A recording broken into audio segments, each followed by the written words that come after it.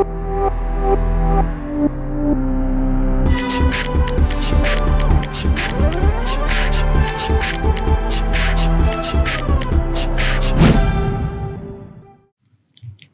दोस्तों, so now let's see first question क्या है। 20 ग्राम calcium carbonate, 20 gram calcium carbonate is reacted with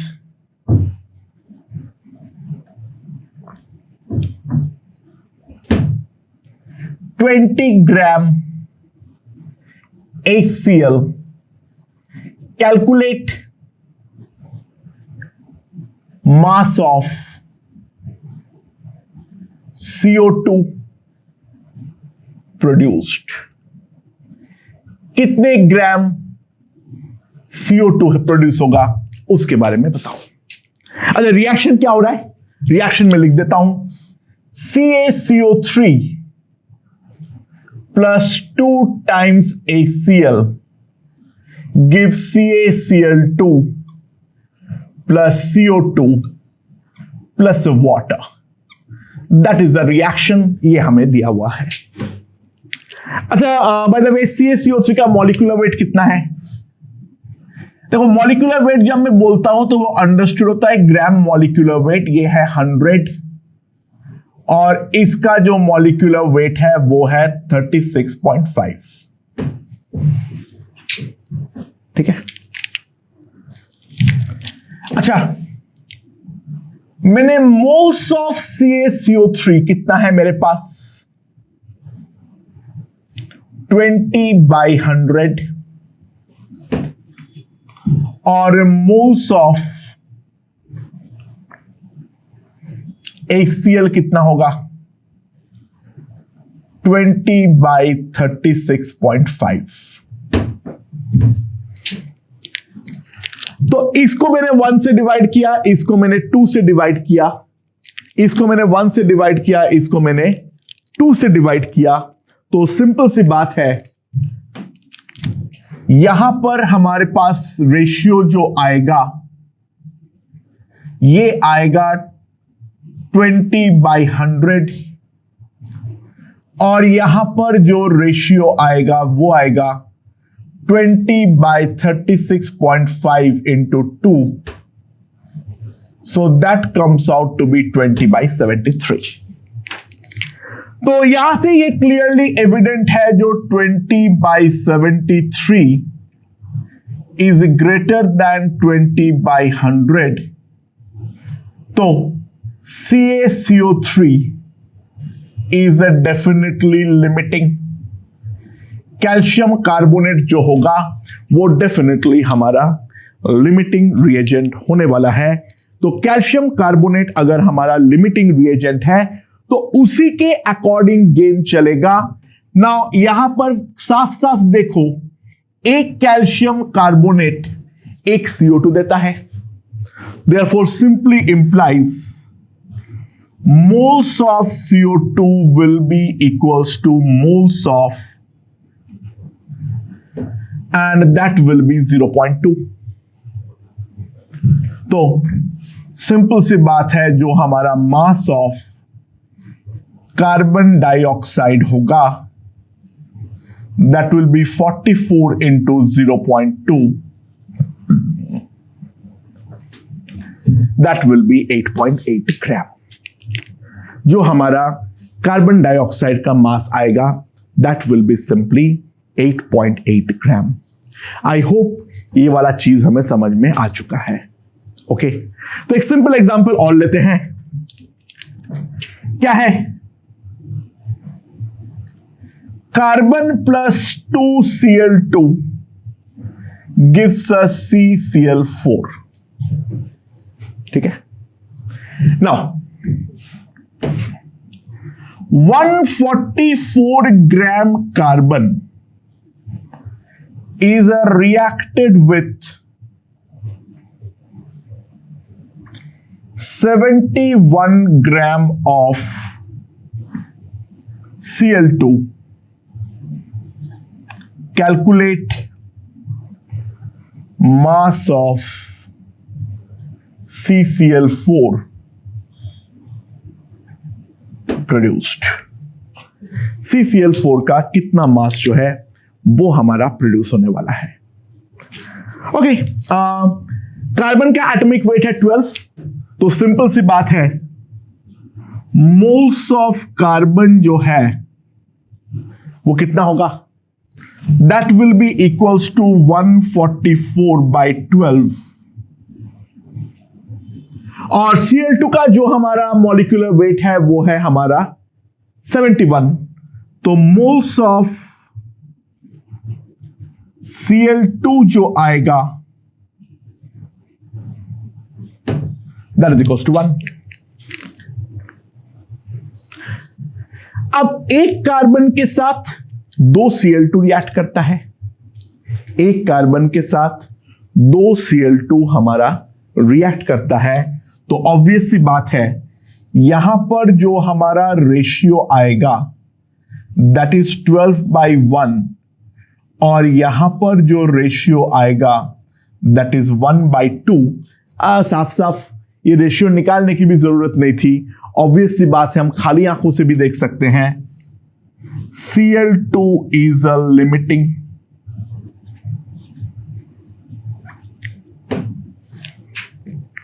ठीक है। अच्छा, 2 मोल Cl2 से 1 मोल CCl4 पैदा होता है।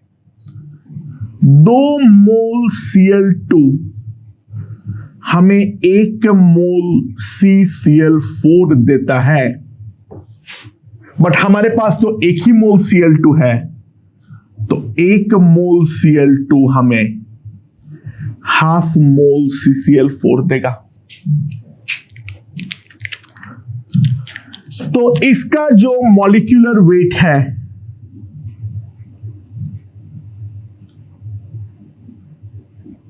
इंटू 4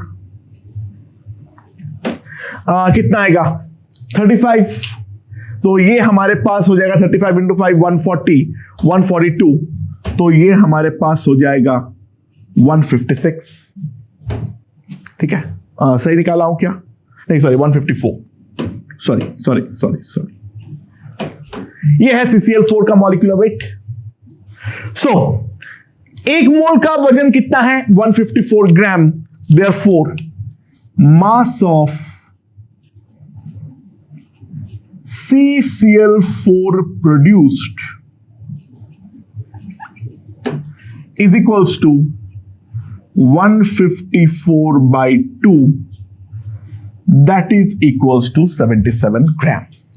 इतना ग्राम हमारे पास CCl4 प्रोड्यूस होने वाला है।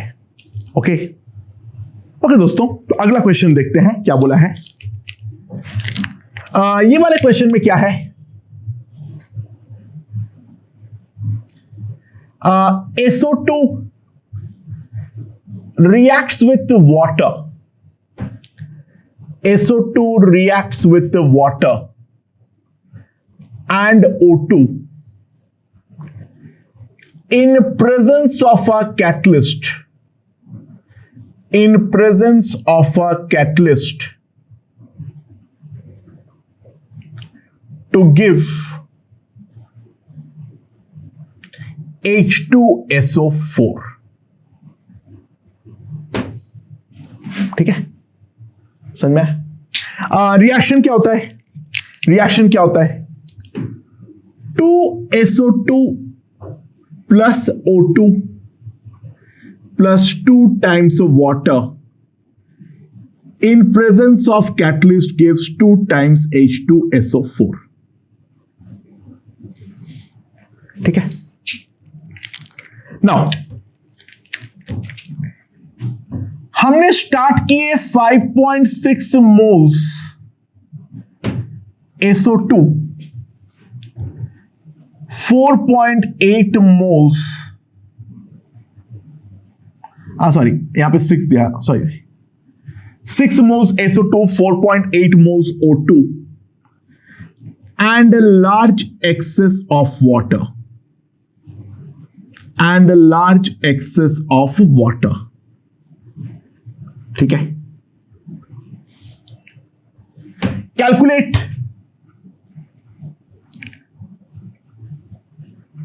mass of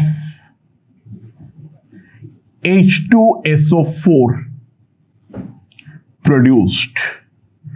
H2SO4 हमारा कितने ग्राम प्रोड्यूस होगा, हमें वो चीज निकालने की जरूरत है। अच्छा, यहां पर एक चीज क्लियरली एविडेंट है, H2O is in large excess. H2O is in large excess.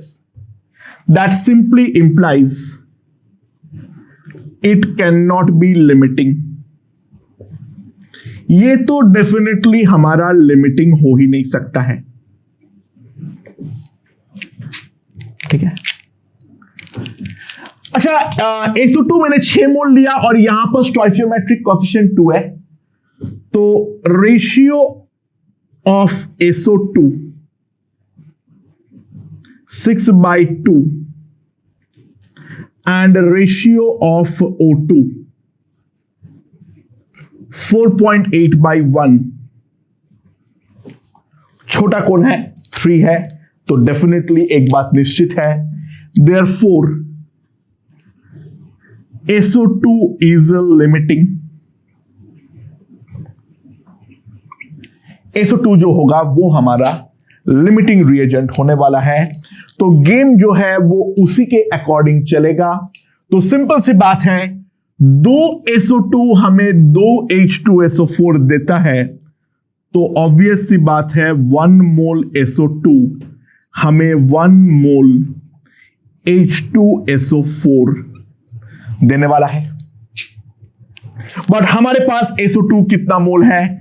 6 mole है, तो simply implies moles of H2SO4 will be equals to 6। Total 6 mole H2SO4 जो है वो हमारा यहां पर पैदा होगा। So mass of H2SO4 will be equals to 98 into 6. ठीक है, so that will come out to be equals to 588 gram. Total हम 588 ग्राम जो है वो H2SO4 प्रोड्यूस कर सकते हैं। ओके, अगले क्वेश्चन की ओर बढ़ते हैं। लेट्स सी क्या बोला हुआ है। अगले क्वेश्चन में क्या है हमारे पास, जो प्रोडक्ट रिएक्शन है वो है 3 टाइम्स टाइटेनियम ऑक्साइड, ठीक है, plus 4 times carbon plus 6 times Cl2। ये हमें देता है 3 times Ti Cl4 plus 2 times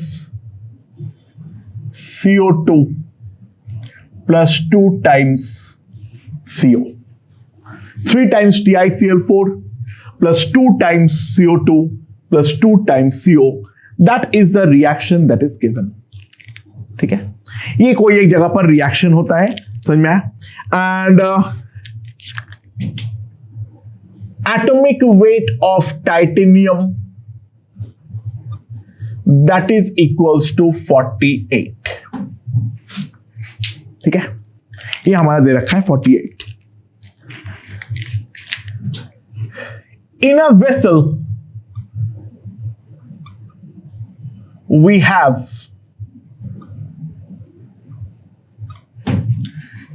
4 gram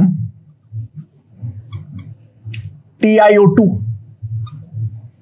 6 gram carbon and 7.1 gram Cl2। 7.1 नहीं, चलो एक काम करते हैं, 3.55 ग्राम Cl2। ठीक है, तो calculate mass of TiCl4 produced, TiCl4 total कितने ग्राम हमारा प्रोड्यूस होगा वो हमें निकालना है। अच्छा, TiCl4 का मॉलिक्यूलर वेट, ऑब्वियसली बात है ग्राम मॉलिक्यूलर वेट है, तो मॉलिक्यूलर वेट ऑफ TiO2 हमारे पास कितना आएगा 48 + 32, तो मोल्स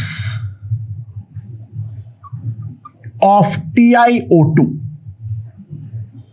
कितना आएगा 4/80, that is 0.05। Moles of TiO2 जो आएगा वो आएगा 0.05। Moles of carbon 6/12, that is 0.5। ठीक है, और मोल्स ऑफ Cl2 का मॉलिक्यूलर वेट 71, तो moles of Cl2 3.55 divided by 71, that will be again 0.05। ठीक है, ओके, तो रेशियो क्या होगा, स्टोइचियोमेट्रिक कोएफिशिएंट से डिवाइड करने पर जो रेशियो आएंगे, TiO2 का आएगा 0.05 डिवाइडेड बाय 3, ठीक है, कार्बन का आएगा 0.5/4 और Cl2 का आएगा 0.05/6। देखो, मोर देन 2 रिएजेंट्स के लिए ये वाला जो तरीका है वो हमारे लिए वरदान जैसे है, कोई भी और तरीके से काफी लंबा पड़ता है। तो यहां पर ये हमारा साफ साफ है, Cl2 वाला जो है वो हमारा स्मॉलेस्ट है, तो सिंपल सी बात है Cl2 इज लिमिटिंग। Cl2 जो होगा डेफिनेटली वही हमारा लिमिटिंग होने वाला है। सो पूरा गेम Cl2 के अकॉर्डिंग चलेगा। नाउ 6 मोल Cl2 से 3 मोल TiCl4 पैदा होता है। साफ साफ तो हम लिख सकते हैं जो 6 मोल Cl2 give us 3 moles TiCl4, तो 1 मोल Cl2 हमें देता है 3/6 मोल्स TiCl4, बट Cl2 हमारे पास कितना मोल्स है 0.05, therefore moles of TiCl4 produced, that is 0.05 into 3/6, that is 0.025। ये है हमारा मोल्स ऑफ TiCl4 प्रोड्यूस्ड। तो इसका जो हमारा मॉलिक्यूलर वेट है कितना है 48 + 35.5 into 4, 3071 142 प्लस 48, ये हमारे पास हो जाएगा 190। तो 1 मोल का जो वजन होगा वो है मेरे पास 190 ग्राम। तो mass of TiCl4 190 into 2.5 into 10 to the power of -2 ग्राम, ये आएगा मेरे पास।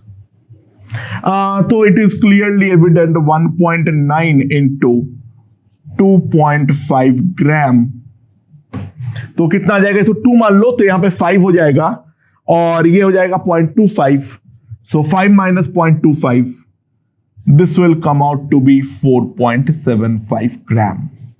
तो टोटल 4.75 ग्राम ऑफ TiCl4 जो है वो हमारा प्रोड्यूस होता है। ओके, अगला क्वेश्चन पे ध्यान दो, क्या बोला हुआ है। क्वेश्चन ये है carbon and oxygen can give two different reactions. Carbon और ऑक्सीजन जो है वो हमारा दो डिफरेंट रिएक्शन जो है वो दे सकता है. पहला है कार्बन प्लस हाफ O2 हमें दे रहा है CO, या फिर कार्बन प्लस O2 हमें दे रहा है CO2.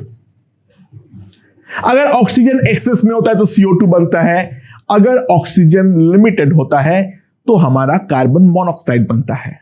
Okay, now 12 gram of carbon reacts with 20 gram of O2 leaving nothing behind.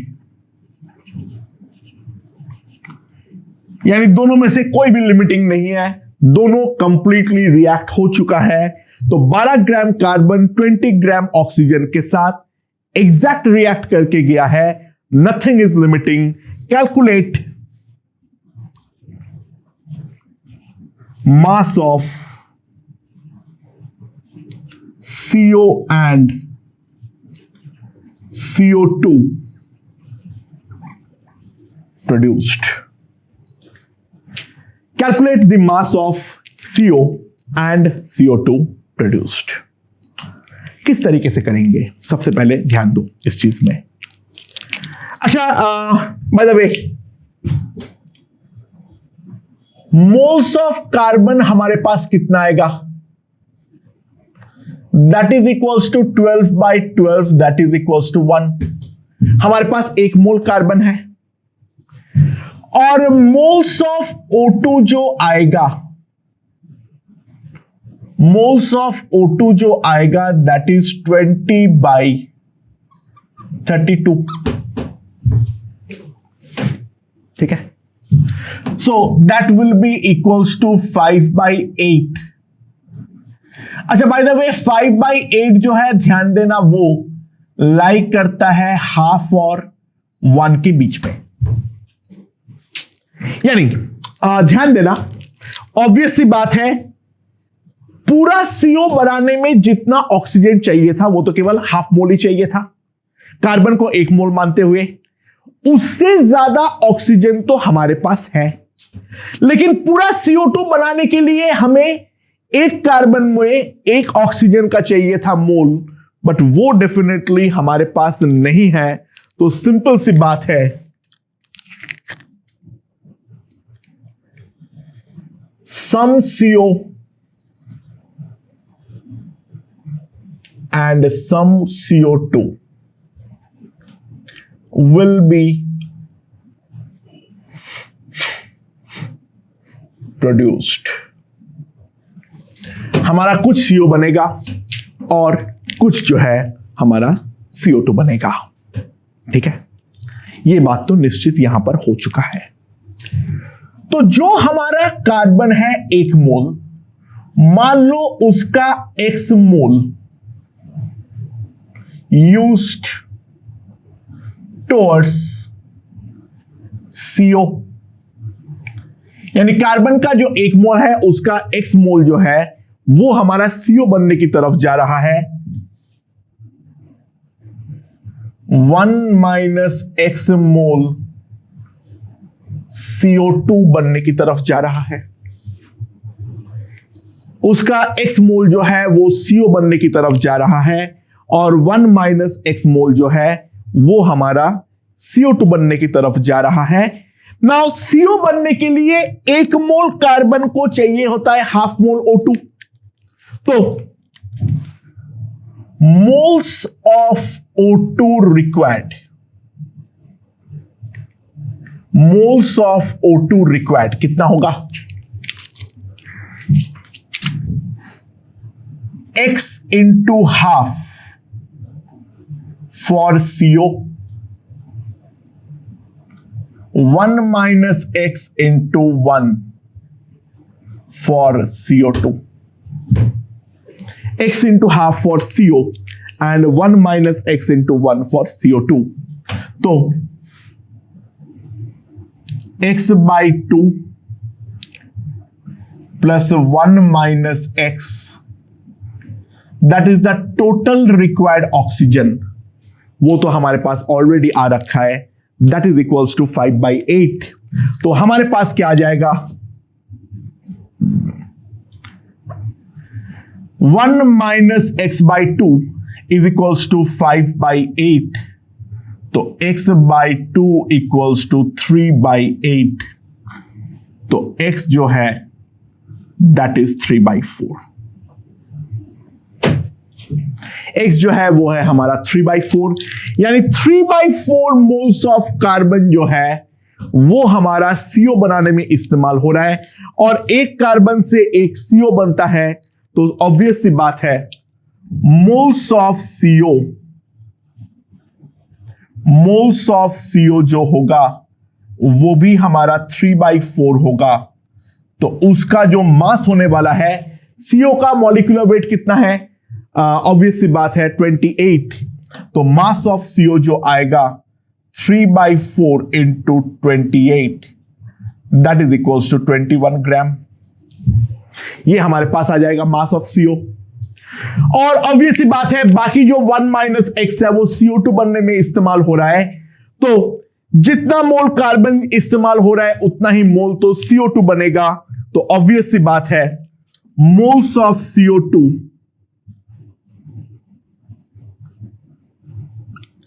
is equals to 1/4.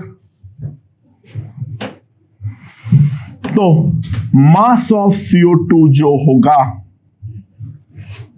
1/4 into 44, that is equals to 11 ग्राम।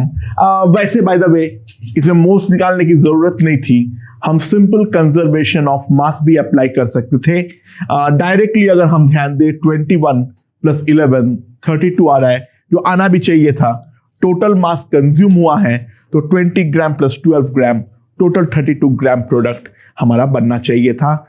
मेरे ख्याल से ये वाला पार्ट जो है वो यहां तक हमारा क्लियर है। ओके दोस्तों, तो अगले क्वेश्चन की ओर बढ़ते हैं। लेट्स सी क्या बोला हुआ है। ध्यान दो, यहां पर कॉन्सेप्ट थोड़ा लिमिटिंग प्रोडक्ट का है।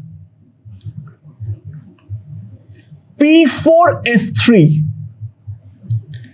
प्लस 8 टाइम्स O2 रिएक्ट करके हमें देता है P4O10 plus 3 times SO2। That is the reaction. तो सवाल यह है calculate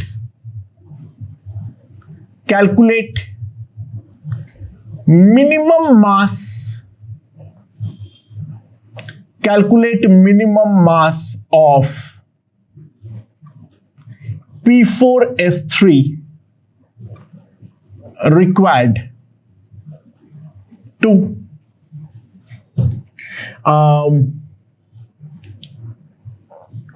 give at least 1 gram of both P4O10 and SO2। हमें कम से कम 1 ग्राम P4O10 चाहिए और कम से कम 1 ग्राम SO2 चाहिए। तो हमारा सवाल यह है हमें कम से कम कितने ग्राम P4S3 का रिक्वायरमेंट है। अच्छा, O2 जो है वो O2 is taken in large access, तो उसको लेकर तो हमें जरा सा भी दिमाग लगाने की जरूरत नहीं है। ओके, नाउ लेट्स सी इस वाले क्वेश्चन में। अच्छा, P4O10 का मॉलिक्यूलर वेट कितना है? 4 × 31 प्लस 16 × 10, तो 122 प्लस 160, दैट इज 282। और SO2 का मॉलिक्यूलर वेट के बारे में अगर देखूं, SO2 का मॉलिक्यूलर वेट अगर मैं देखूं तो that will be equals to, sulphur का होता है 32 plus 2 into 16, so 32 plus 32, 32 plus 32, that is equals to 64। तो इसका मॉलिक्यूलर वेट है 282 और इसका मॉलिक्यूलर वेट है 64। अच्छा, suppose 1 mole of P4S3 reacts. मान लो 1 मोल P4S3 मैंने लिया, उसको रिएक्ट होने दिया। पहले अभी उसको दिमाग मत लगाओ 1 ग्राम से 1 ग्राम में, ठीक है। मान लो उसको रिएक्शन को मैंने होने दिया, तो 1 मोल P4S3 जब रिएक्ट होगा तो उससे हमें मिलेगा 1 mole, that is equals to 284 gram P4O10 और 3 moles, that is equivalent to 64 into 3, 192 gram SO2।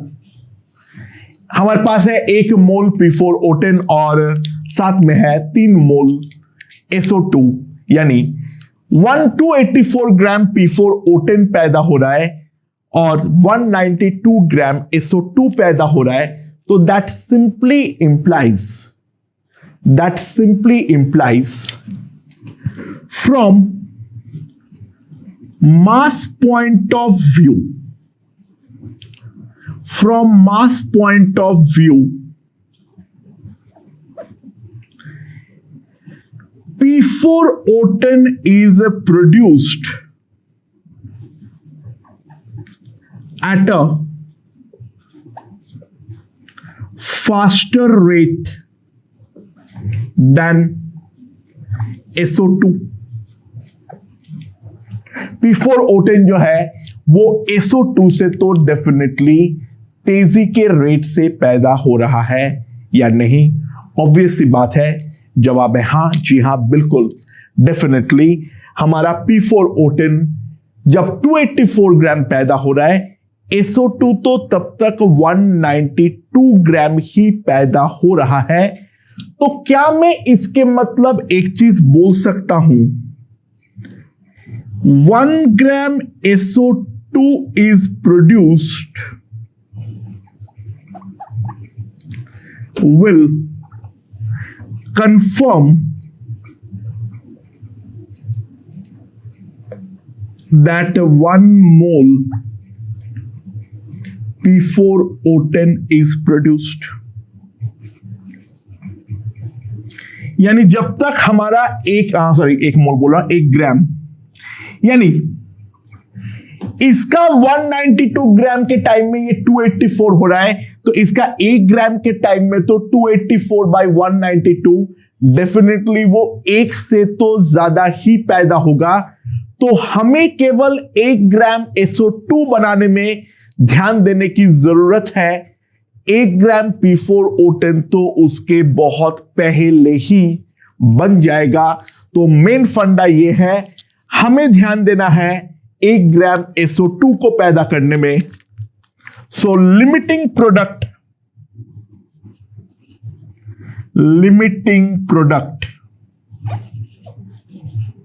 Is SO2। SO2 जो है वो हमारा लिमिटिंग प्रोडक्ट है, ठीक है। अच्छा, P4S3 इसका मॉलिक्यूलर वेट कितना है? 4 into 31 plus 3 into 32, 124 plus 96, तो 220 ग्राम। P4S3 का जो वजन होगा that will be equals to, molecular weight जो है वो है 220 ग्राम। तो 1 मोल P4S3 से 3 मोल SO2 यानी 192 ग्राम SO2 हमारा पैदा होता है। तो 192 ग्राम SO2 हमें मिलता है 220 ग्राम P4S3 से। तो 1 ग्राम SO2 हमें मिलेगा 220 बाई 192 ग्राम P4S3 से। सो मास मतलब मिनिमम मास of P4S3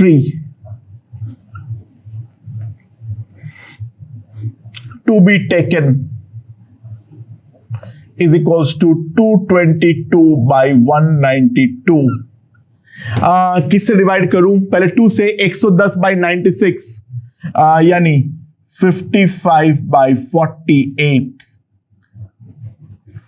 7 आएगा तो 7 के बाद आएगा 22, लगभग 1.15 ग्राम। लगभग अगर हम देखें तो इट विल बी 1.15 ग्राम। तो कम से कम 1.15 ग्राम P4S3 तो हमें लेना ही पड़ेगा। ओके, सो लिमिटिंग रिएजेंट काफी आसान कॉन्सेप्ट है। एक लास्ट क्वेश्चन के थ्रू हम थोड़ा सा और क्लैरिफाई कर लेते हैं। अदरवाइज आई होप यहां तक समझ में आ गया होगा। क्वेश्चंस तो काफी आसानी होता है लिमिटिंग रिएजेंट के। तो बेस्ट पॉसिबल क्वेश्चन जो बन सकता है वो हम देख लेते हैं। ठीक है, अच्छा, reagents J2 and K2, reagents J2 and K2 reacts in 2 different ways। J2 और K2 2 डिफरेंट वे में हमारा रिएक्ट करता है। क्या क्या है? पहला है 3J2 प्लस 4K2, ये हमें देता है 2J3 K4। ठीक है, ये कब होगा? This will happen if J2 in excess. या फिर दूसरा और एक पॉसिबल रिएक्शन है, वो है 3J2 प्लस 8K2, ये हमें देता है 2J3K8। 2J3K8 ये कब होगा? If K2 is in excess. ठीक है, calculate the final reaction mixture. Calculate the final reaction mixture. ठीक है, कब कब किस किस केस में? पहला,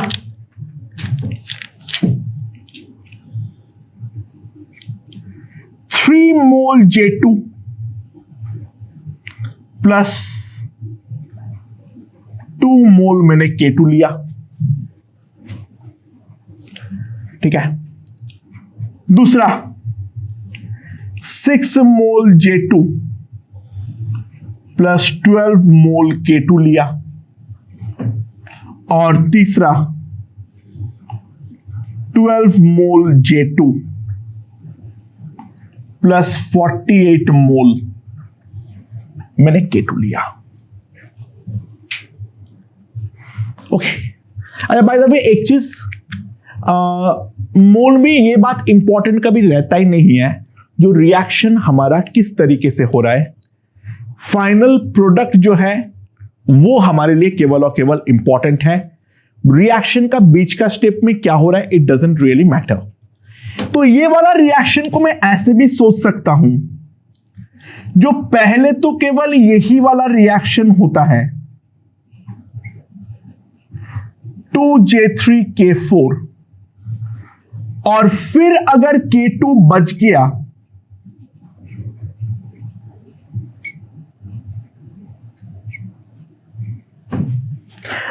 इसको 2 से मल्टीप्लाई करो और ऐड कर दो तो वो वाला रिएक्शन आ जाएगा। तो मैं ऐसे भी सोच सकता हूं, जो एक्चुअल में बनता तो पहले J3K4 ही है, और अगर K2 हमारा एक्सेस में रह गया तो J3K4 हमारा फर्दर आगे रिएक्ट करते हुए J3K8 पर हमारा कन्वर्ट हो जा रहा है। ठीक है, कैसे पैदा हो रहा है इट डजंट मैटर, क्या पैदा हो रहा है केवल वो मैटर करता है। ठीक है, तो फर्स्ट पार्ट 3 मोल हमारा J2 है प्लस 2 मोल हमारा K2 है। तो ऑब्वियस सी बात है, जो पहला रिएक्शन है 3 मोल J2 को 4 मोल K2 चाहिए होता है, तो सिंपल सी बात है K2 जो होगा वही तो यहां पर हमारा लिमिटिंग बन जाएगा। पहला रिएक्शन कंप्लीट करने लायक भी हम नहीं है, तो K2 हमारा लिमिटिंग बनेगा। इसका 4 मोल होने पर ये 3 मोल यूज होता है, बट K2 हमारा केवल और केवल 2 मोल ही है, तो 1.5 moles J2 is consumed। J2 जो होगा वो केवल और केवल 1.5 मोल होगा। रिएक्शन जो होगा वो हमारा K2 के अकॉर्डिंग होगा। नाउ 4 मोल K2 से हमें मिलता है 2 मोल J3K4। सो 2 मोल K2 से हमें मिल जाएगा 1 मोल J3K4। तो और ऑब्वियसली बात है 1.5 मोल J2 ही हमारा कंज्यूम होगा, 3 मोल J2 जो है वो रह जाएगा। तो फाइनल मिक्सचर जो होगा, जो हमारा यहां पर फाइनल मिक्सचर बनेगा, उस फाइनल मिक्सचर में हो जाएगा 1 मोल J3K4 प्लस 1.5 मोल जो J2 है जो बचा हुआ है वो हमारे पास आ जाएगा। सो that will give me the final reaction mixture in the first part. अच्छा, पहले मैं पार्ट 3 सॉल्व करना चाह रहा हूं। अच्छा, पार्ट 3 के बारे में क्या है? पार्ट 3 में बोला है जो 12 मोल J2 प्लस 48 मोल K2। अच्छा, ऑब्वियसली बात है इसके 3 को ये 4 चाहिए होता है, तो 12 को चाहिए होगा, इसका जो 12 का चाहिए होगा, रिक्वायर्ड K2 जो होगा that will be 4/3 into 12, that is 16 mole. But मैंने लिया हूं ऑब्वियस सी बात है 48 मोल्स, तो J2 हमारा लिमिटिंग होगा, तो J2 हमारा पूरा रिएक्ट कर जाएगा। नाउ 3 J2 से 2 J3K4 बनता है, तो मोल्स ऑफ J3K4 कितना बनेगा? 12 into 2/3 that is equals to 8। तो 8 मोल हमारे पास J3K4 जो है वो हमारा बन जाएगा। तो अभी हमारे पास जो होगा that will B 8 moles J3K4 plus बचा हुआ जो है 16 मोल तो वहां पर रिएक्ट कर चुका है, तो बचा हुआ K2 जो है वो है 32 मोल्स K2। बट जैसे ही K2 बचा हुआ होगा तो J3K4 अब हमारा फर्दर रिएक्ट करना चालू करेगा, will produce J3K8.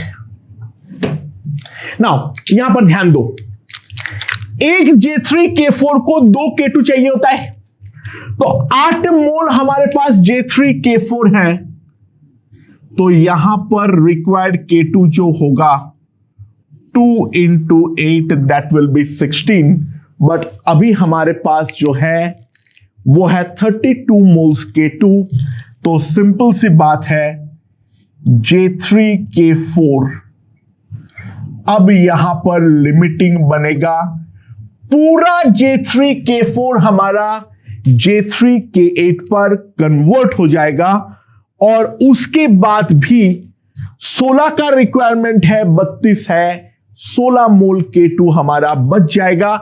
नाउ एक J3K4 से एक J3K8 बनता है, तो जो हमारा फाइनल मिक्सचर होगा,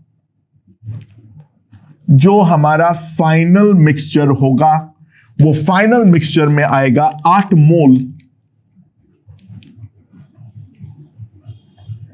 J3K8 प्लस 16 मोल्स K2 जो है वो हमारा बचा हुआ होगा। तो पहले पार्ट में J2 हमारा लिमिटिंग था, दूसरे वाले J2 जो था वो एक्सेस में था, दूसरे वाले पार्ट में जो है अब बेसिकली जो थर्ड पार्ट है वहां पर K2 जो है वहां पर हमारा एक्सेस में है। Now let's move on to the second part. 6 mole J2 plus 12 moles K2। अच्छा, अगेन पहले तो ये वाला रिएक्शन होगा, 3 J2 को 4 K2 चाहिए होता है, तो ऑब्वियस सी बात है required K2 will be 6 into 4 by 3 that is equals to 8, but है हमारे पास 12, तो ऑब्वियस सी बात है J2 is limiting, J2 हमारा पूरा का पूरा जो है वो हमारा निकल जाएगा, तो ऑब्वियस सी बात है मोल्स ऑफ J3K4 जो बनेगा, इसके 3 से ये 2 बनता है, तो 6 से बनेगा 2 by 3 into 6 that is equals to 4, और मोल्स ऑफ K2 लेफ्ट ये भी है हमारा 4, ठीक है, ओके। बट अब जो ये वाला रिएक्शन होगा उसमें J3K4 प्लस 2K2 हो जाएगा, तो ध्यान दो 2 K2 के साथ एक J3K4 चाहिए होता है, तो 4 J3K4 को तो 8 K2 चाहिए था, लेकिन 4 ही K2 हमारे पास है, तो यहां पर एक बात तो निश्चित है that will produce J3K8, but K2 is now limiting। यहां पर जो ओनली डिफरेंस है हमारा केवल और केवल K2 जो है वो हमारा लिमिटिंग है, तो तब तक कन्वर्जन चलेगा जब तक हमारा K2 जिंदा है।